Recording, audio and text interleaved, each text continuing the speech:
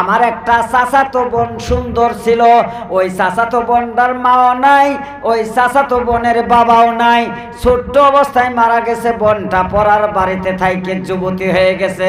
হঠাৎ করে ওই বাড়ির থেকে বের করে দিল। ওই বোনটাই একদিন, 2 দিন, 3 দিন হয় অনাহারি, খাবার জন্য একটু পয়সার জন্য আমার কাছে হাত পাইতাছিল।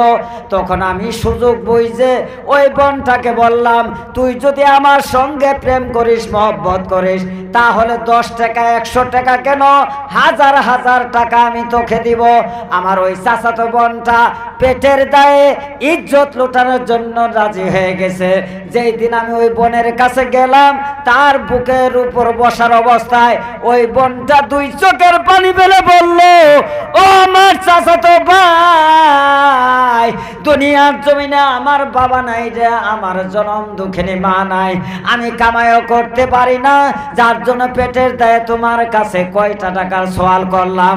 এই জিনিসের সুযোগ বুঝে আমার ইজ্জত কেড়ে নেওয়ার জন্য তুমি যে আমার বুকের উপর উঠছ, তুমি ওই আল্লাহ দেখে ভয় করো। তোমারও তো নিজস্ব বোন আছে, তোমার মা আছে, যেই মায়ের গর্ভ থেকে তুমি জন্ম হয়েছ, যেই মায়ের গর্ভ থেকে তোমার বহিন জন্ম হয়েছে, তোমার কি মা নাই? তোমার কি বোন নাই? তোমার মায়ের যেমন ইজ্জত, আমার সাথেও তেমন ইজ্জত। এই বলে যখন বোনটা 2 চোখের পানি ছেড়ে দিয়েছে, আমি আল্লাহর হস্তে কান ধরে আর আমি খারাপ কাজ আমি আর যাই নাই। বোনের হাতটা ধরে ওই জায়গায় তওবা করে আমার যা টাকা পয়সা ছিল আমি বোনকে দিয়ে দিছি। আর বলছি, বোন রে, এই কথা কারো কাছে আর বলিস না, জীবনে আর খারাপ কাজ করব না। তওবার উপর তওবা করলাম, মাবুদ গো, আর জীবনে কোনোদিন এমন কাজ করব না, কোনো মেয়ের উপর নজর করব না, এই নফসের দ্বারাই কোনোদিনও গুনাহ করব না। জিন্দেগির মতন তওবা করলাম, আজ থেকে এই নফসের দ্বারা পরাই অন্যায় করব না। এই বলে ওই চাচাতো বোনটাকে ভালো একটা ঘর দেখা আমার পকেটের টাকা খরচ করে আমি বিবাহ দিয়ে দিছি। আল্লাহ, জীবনে যদি এই কাজটা তোমার কাছে যদি ভালো কাজ হয়ে থাকে, আল্লাহ এই কাজের যদি নেকি হয়ে থাকে, ওই নেকির ওসিলা করে আছে এই গোত্রের মুখ থেকে পাহাড়ের পাথরটা কিছু আল্লাহ তুমি সরাইয়া দাও। এই বলে যখন বান্দা দোয়া করছে, আল্লাহ ওই দোয়ার বরকতে আমার ভাইরা আরো 4 আঙ্গুল সরাইয়ে দিছে। একটু জোরে বলুন না মারহাবা। কয় আঙ্গুল গেছে? 4 আঙ্গুল। তাহলে 2 জনে কয় আঙ্গুল গেছে? 8 আঙ্গুল। এর মানুষ বাই থাকলো কয়টা? বাই থাকলো কয়টা? একটা। এন কই 8 আঙ্গুল ফাঁসা দিয়ে তো আসাও যাব না, যাওয়াও যাব না। এই তুইও তো আছিস, আমরা 2 জন তার দোয়া করলাম, তুই একটু দোয়া কর। তখন এই বান্দাও গেছে, এই বান্দাও আত্মাইহাত সূরতে বসে দোয়া করে। কি দোয়া করছে আমার ভাইরা? এই বান্দা বলে, আল্লাহ আমি তো একজন ধনী ব্যক্তি, আমি তো জমিদার, তুমি আল্লাহ আমাকে জমিদার বানাইছ। আল্লাহ আমিও তো জীবনে একটা ভালো কাজ আমার মনে হয় আমি করছি। আমার ভাইরা ওই বান্দা আল্লাহর কাছে মুনাজাত করে বলে, আল্লাহ আমার বাড়িতে একজন হাজিরা কাম দিয়েছিল, ওই হাজিরা কামলাটা সারাদিন কাম করার পর সন্ধ্যার আগে তার বাড়ির থেকে তার সন্তান একটা অ্যাক্সিডেন্ট হওয়ার খবর আইলো। ওই বান্দার কামলার হাজিরা নেওয়ার জন্য টাইম পায় নাই, বাড়ির দিকে দৌড়ায় গেছে। দৌড়ায় যাওয়ার পর ওই বান্দাকে আমি কত তালাশ করছি আর পাই নাই। তখন ভাবলাম ওই লোকটা তো আমার কাছে হাজিরার টাকা পায়, গতিকে এই টাকাটা ওই বান্দা যে নিয়ে গেল না, নিতে পারলো না, গতিকে ওই বান্দার টাকাটা দিয়া, ওই হাজিরা ব্যক্তির টাকাটা দিয়া বাজার থেকে একটা ছাগল কিনছি। আল্লাহ, একটা গাভীন ছাগল কেনার পর ওই ছাগলটা আমি বাড়িতে নিয়ে আসলাম। ওই ছাগলটা 6 বছরের মাথায় 12টা বাচ্চা দিয়েছে। আল্লাহ, 12টা বাচ্চা দেওয়ার পর 6 বছর পর ওই হাজিরা কামলাটা ওই গৃহস্থের বাড়িতে চলে গেছে। যা বলো, ভাই তোমার বাড়িতে 6 বছর আগে আমি কামলা দিয়েছিলাম, আমি একটা হাজিরা তোমার কাছ থেকে নেই নাই, আজ আমাকে ওই হাজিরার দামটা দিয়ে দাও। বাবা ওয়াজ তো বোঝা গেছে না গো, বুঝতে তো কষ্ট হয় নাই। এখন কামলাই যায় কয় যে আমি 6 বছর আগে যে তোমাকে হাজিরা দিছিলাম, হাজিরাটা আমাকে দাও। এখন গৃহস্থ কয় ভাই তোমার আর কিসের হাজিরা দিমু, ওই যে 12টা ছাগল একটা বুড়ে নি, ছাগল কয়টা হলো 13টা, 12টা বাচ্চা একটা বুড়ে নিয়ে আছে, ওই তোমার হাজিরা কামলার বদলে তুমি 13টা ছাগল নিয়ে যাও। যেরকম সুবহানাল্লাহ। কামলা কয় ভাই জমিদার ভাই তুমি কি আমার ঠাট্টা করো, আমি দিছি হাজিরা কামলা হাজিরা দিব, ছাগল দেহাওকে। বলো ভাই 6 বছর তোমাকে না পাই, তোমাকে যখন পাইলাম না, তুমি মজুরি করা টাকা দিয়ে ছাগল কিনে নিয়ে এসে ওই টাকাটা আমি হজম করি নাই, কারণ এটা গরিবের টাকা, এই টাকা খাওয়া যাবে না। গতি ওই টাকা দিয়ে একটা গাভীর ছাগল নিয়ে এসে আমি পালতেছি, যে আমি ভাবছি যদি এই টাকার দ্বারা যত ইনকাম হবে ওই লোকটাকে যদি না পাওয়া যায়, এই ছাগলগুলি আল্লাহর ওয়াস্তে গরিব মিসকিনকে দান করব, তাও যেন এই গরিবের টাকা আমার সম্পত্তির মধ্যে থাকে না। তা আজ যদি তুমি 6 বছর পর আসছো, তাহলে এই 12টা বাচ্চার একটা ছাগল, এইটা আল্লাহর ওয়াস্তে তোমারই এইটা হাজিরের দাম। গতি বাবুরে এই 13টা ছাগল নিয়ে তোমার এই কাজের মুক্তি থেকে, কাজের ঋণ থেকে আমাকে মুক্ত করে দাও। যেরকম সুবহানাল্লাহ। কেমন ইমানদার ছিল, বর্তমান যুগে আছে। গৃহস্থ দিব কি 500 টাকা হাজিরা কামলা ফুরায় নিয়ে সন্ধ্যা সুমটে হাতে 480 টাকা, যদি কই 20 টাকা আর একদিন দিমনি রে নিজাগা। কিরম হক গৃহস্থ আছে না গো ভাই, আছে না? 20 টাকাটা জোর করি কম দিন।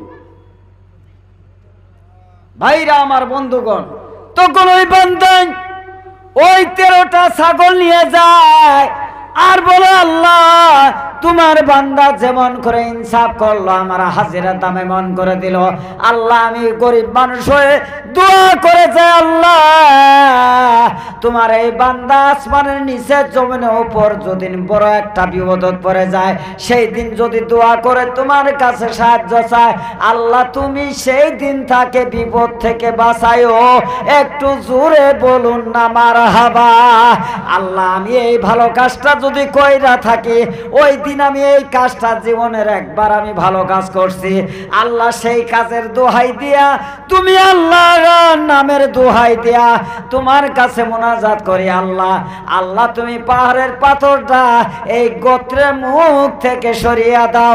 এই বলে যখন বান্দা দোয়া করছে, দোয়া করতে দেরি, আল্লাহ বলে পাহাড়ের ওই গোত্রের মুখের পাথর জিব্রাইল রে তুই ধাক্কা দিয়ে সরায়ে দে।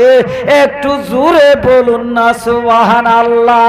সঙ্গে সঙ্গে আল্লাহর ফেরেশতা সমস্ত পাথর সরিয়ে দিলে। তখন তিনজনে ঝাঁপ দিয়ে বাহিরে বাড়ায়, আল্লাহর আকাশের দিকে তাকিয়ে বলে সত্যিকার আল্লাহ এত দয়াবান, এত মেহেরবান। আল্লাহর কাছে নেক কাজ করলে, আল্লাহর কাছে ভালো কাজ করলে, আর ওই ভালো কাজের ওসিলা দিয়ে দোয়া করলে আল্লাহ পাক নিশ্চয় মানুষকে এই পৃথিবীর জমিনে এই মহা কঠিন বিপদ থেকে আল্লাহ উদ্ধার করে। কথা বলুন ঠিক কিনা, জোরে বলুন ঠিক কিনা। তাহলে 3টি ভালো কাজের জন্য, কয়টা ভালো কাজ? 3টি ভালো কাজ। একটা হলো মাকে সারা রাত দাঁড়িয়ে থাইকে গাখির খাওয়ানো, এই এক দোয়া। 2 নম্বর হলো গরিবের ছাগল কিনে দেওয়া। 3 নম্বর হলো আমার ভাইরা মা বোনের ইজ্জত থেকে বিতাড়িত হয়ে নিজের নফসের উপর নিজেকে দমন করা। এই 3 ব্যক্তির দোয়া আল্লাহ তাবারক ওয়া তাআলা কবুল করেন। ভাইরা বর্তমান যুগে এই 3টা আমল করা মানুষ পাওয়া যায় কি ভাই? কথা বলুন, যায় কি? বর্তমান যুগে পাওয়া যায় না। মানুষ এত কঠিন হয়ে গেছে, এত মানুষ আল্লাহকে বিশ্বাস করে না, ওলিকে বিশ্বাস করে না, আলিমকে বিশ্বাস করে না। তারা দুনিয়ার জমিনে মানুষ মিথ্যাবাদী হয়ে গেছে। কেমন করে? হযরতে ঈসা আলাইহিস সালাতু ওয়াস সালাম, এই বাবাজিরা ওয়াজের মধ্যে ওয়াজ এখন বেড়ে যায়। ভাইরা মানুষ কেমন করে হারামি। ঈসা নবীর জামানায় ঈসা নবী কোনো এক জায়গায় যাইতেছেন সফরে, হঠাৎ করে একজন ব্যক্তি এসে বলল হুজুর আমিও আপনার সঙ্গে যাব। ওয়াজটা বললে শুনবেন মানুষ কেমন হারামি। 2:23 মিনিট। ঈসা নবীও পাওয়ারে মানুষ কেমন অবস্থা হয়ে গেছে একটু শুনেন আমার ভাইরা। ঈসা নবী সফরে যাবেন, একটা মানুষ এসে বলো হুজুর আমি আপনার সঙ্গে সফরে যাব। তখন ঈসা নবী বললেন তুমি কি যাবা? বলো তাহলে ঈসা নবীর সঙ্গে লোকটা যাওয়া আরম্ভ করলেন। ঈসা নবী বাড়ির থেকে যাওয়ার সময় ব্যাগের মধ্যে 3টি রুটি নিয়েছিল। কয়টা রুটি? জোরে বলেন কয়টা? 3টা। কিছু দূর যাওয়ার পর, হাইটে যাওয়ার পর সাথী কই হুজুর এই যে হাইটে আসতাছি আমার তো পেটের মধ্যে খিদে রাখছে। তো ঈসা নবী কই তো আমারও খিদে রাখছে, তাহলে এক জায়গায় বসি দুইজনে মিলে রুটি খাই। তো দুইজনে মিলে 2টা রুটি খাইছে। রুটি আসি নিছিল কয়টা? খাইলো কয়টা? এখন থাকলো কয়টা? ভালো করে ওয়াজটা মনে রাখবেন। দুইজনে 2টা রুটি খাইছে। রুটি খাওয়ার পর পানি হতাশ হয়ে গেছে। ঈসা নবী বলে কোনো জায়গায় তো পাওয়া পানি দেখা যায় না, ওই যে সামনে একটা নদীর ঝর্ণা দেখা যায়, তুমি এই জায়গায় একটু বসো, আমি ঈসা নবী একটু নদীর ঝর্ণা থেকে পানি খাই আসি। এই বলে ঈসা নবী পানি খাইতে গেছে। পানি খায় ঘুইরা আইসা ব্যাগের মধ্যে লক্ষ্য করে দেখে ওই যে একটা রুটি ছিল ওই রুটিটার ব্যাগের মধ্যে নাই। তখন ঈসা নবী বলে তোমাকে তো একটা রুটি দিছি, বলো হ। আমিও একটা রুটি খাইছি, বলো হ। তাহলে রুটি আনলাম আমি 3টা, খাইলাম দুইজনে 2টা, আর একটা রুটি কি হইল? তখন তার সাথী বলো হুজুর গো আল্লাহর কসম একটা রুটি কি হয়েছে আমি জানি না। আচ্ছা নাউজুবিল্লাহ ক। আচ্ছা অনেক চুর আছে, কথা কোন চুর কি আছে? রুটি হইলো 3টা, দুইজনে 2টা খাইছে, তাহলে একটা রুটি কি আল্লাহর ফেরেশতা এসে চুরি করছে? ঈসা নবী কয় এই রুটি যে একটা থুয়ে গেলাম এটা কেরা খাইলো? কলো হুজুর আল্লাহর কসম আমি কাম ধরে কই আমি নাই। তখন ঈসা নবী কি করলেন এইটা প্রমাণ করার জন্য ঈসা বলে ঠিক আছে তুই আমার সঙ্গে। আসার পর দেখে 2 পাহাড়ের মাঝখানে 2টা হরিণের বাচ্চা বেড়াইতেছে। সুবহানাল্লাহ কয়। ওয়াজ লম্বা করবো না, যেহেতু আমার পিছনে ওয়াজ নাইছে 2 মিনিটে ওয়াজ আর লম্বা করবো না, খালি বোঝানোর জন্য বলতেছি। ঈসা আলাইহিস সালাম হরিণের বাচ্চাকে ডাক দিছে। ডাক দেওয়ার সঙ্গে সঙ্গে 2টা হরিণের বাচ্চা ঈসা নবীর কাছে আসছে। আল্লাহ নবী ঈসা একটা হরিণ ছাইরে দিছে, আর একটা হরিণের বাচ্চা ধরে জবাই করে ওই জায়গায় ভুনা বানায় দুইজনে পেট ভরে খায়। বলছে বলে হাড্ডি যেন খাস না, হাড্ডিগুলো এক জায়গায় জড়ো করবি। হাড্ডি যে জড়ো করছে ঈসা আলাইহিস সালাম হাড্ডির মধ্যে হাত দিয়ে বলে হে আল্লাহ কুম বিইজনিল্লাহ, আগের মতনই হরিণকে জিন্দা করে দাও। সঙ্গে সঙ্গে হাড্ডির থেকে তাজা হরিণ হয়ে ঈসা নবীর সামনে দৌড় দিছে। জোরে কোন সুবহানাল্লাহ। এটা সাথে দেখলো, এটা আচরিত ঘটনা না গো? কথা কয় না, এটা আচরিত ঘটনা না? হরিণ জব করছে, রাইন্দে খাইছে, হাড্ডির থেকে আবার ওই তাজা হরিণ দিছে, তেমন সাথীক দেখাইলো। এখন সাথীকে বলে এই সাথী বলো তো তোমার ঈসা নবী আল্লাহর হুকুমে মরা হরিণ জিন্দা করছে, তোমার কি বিশ্বাস হয়? বলো হুজুর বিশ্বাস হয়েছে। তাহলে দয়া করে একটু বলতো ওই ব্যাগের রুটিটা কে খাইছে? কথা বোঝা গেছে? তাহলে যদি তুই আমার বিশ্বাসই করছ, তাহলে এবার সত্য কথা কত, এই ব্যাগের রুটিটা কেরা নিছে? এবার সাথী বলো হুজুর গো কান ধরে কয় আল্লাহর ওয়াস্তে কইলাম হুজুর গো আমি রুটির কথা জানি না, দেখছেন কেমন বদমাশ চোর। এত বড় কেরামতি দেখাইলো তাও স্বীকার করে না। ভাই এহেন ওয়াজ তো এটা আল্লাহর সামনে লম্বা আছে, আমি তো এখন যাওয়ার হয়নি। শেষ করে 2 মিনিট শেষ হলো না, 2 মিনিটে তো শেষ। ও বাবা আমার ভাইজান এসে পড়ছে, আমি আর আমার ওয়াজটা আপনারা শুনেন ভাই। হ্যাঁ ঠিক আছে ঠিক আছে। আমার ভাইরান এখন আমার ওয়াজের কোনো ডিসিপ্লিন নাই, কারণ তথা রুটি খপ কইরা ধরে এখন আমি কোন দিকে যাই আমার ভাইরা কান লাগায় শুনবেন। এইবার ওই মানুষটা বলল, হুজুর গো আমি কান ধরে কই আমি রুটির খবর জানি না। ঈসা নবী বলেন তো আল্লাহর নবীরা গায়েবী জানে কিনা? যখন জানে কিনা, কিন্তু স্বীকার করে কিনা আল্লাহ ইমান পরীক্ষা করতেছে। এইবার তখন করে চল আরেক দূর যাব। আরেকটু দূর যাওয়ার পর দেখে সামনে একটা ঝর্ণা, নদী থেকে ঝর্ণা নামে আসে, খুব গভীর পানি।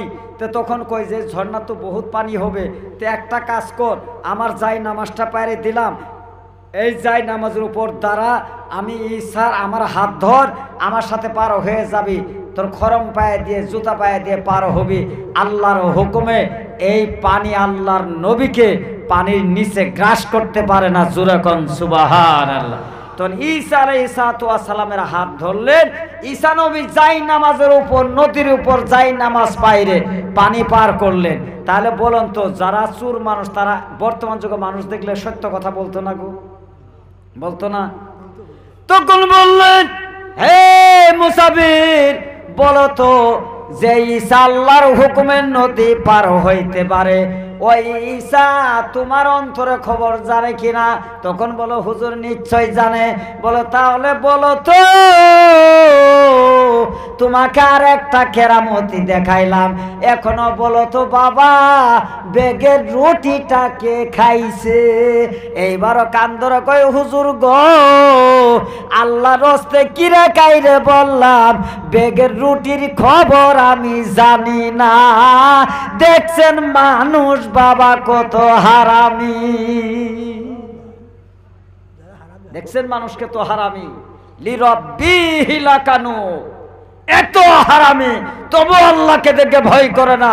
দুই জায়গায় কেরামতি দেখাইছে না?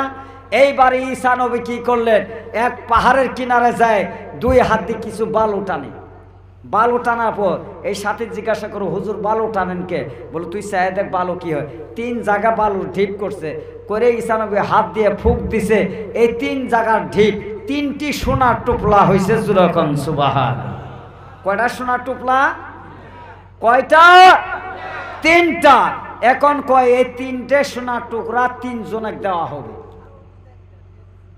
এন সাথে কই হুজুর মানুষ হলাম 2 জন, দিবেন 3 জনে, আরেকজন তো নাই। কথা বোঝা গেছে? তখন কই হুজুর মানুষ হইলাম 2 জন, আপনি আল্লাহর নবী ঈসা আর আপনার সাথে আমি 2 জন, আপনি সোনার টুকরা বানাইলেন বালু দিয়ে 3টা। আল্লাহর নবী ঈসা দেখেন কেমন টেকনিক খাটাইছে। ঈসা নবী বলে আমার জন্য 1 ভাগ, তোমার জন্য 1 ভাগ, আর রুটি যাই চুরি কইরা খাইছে তার জন্য আরেক ভাগ। কথা বোঝা গেছে? এই বাবা যারা কথা বুঝছেন, তখন এই মনে মনে কয় হাই রে, মুসমুস করে এই সুরা হাসে। ঈসা নবী জিজ্ঞাসা করে বাবা তুমি হাসো কেন? কল হুজুর গো আমার মতন কভালার কারণে। বলে কে? আমার ভাগেই তাহলে 2 ভাগ পড়বে। ঈসা নবীও কইতে তো সুর এখন ধরা পড়বে।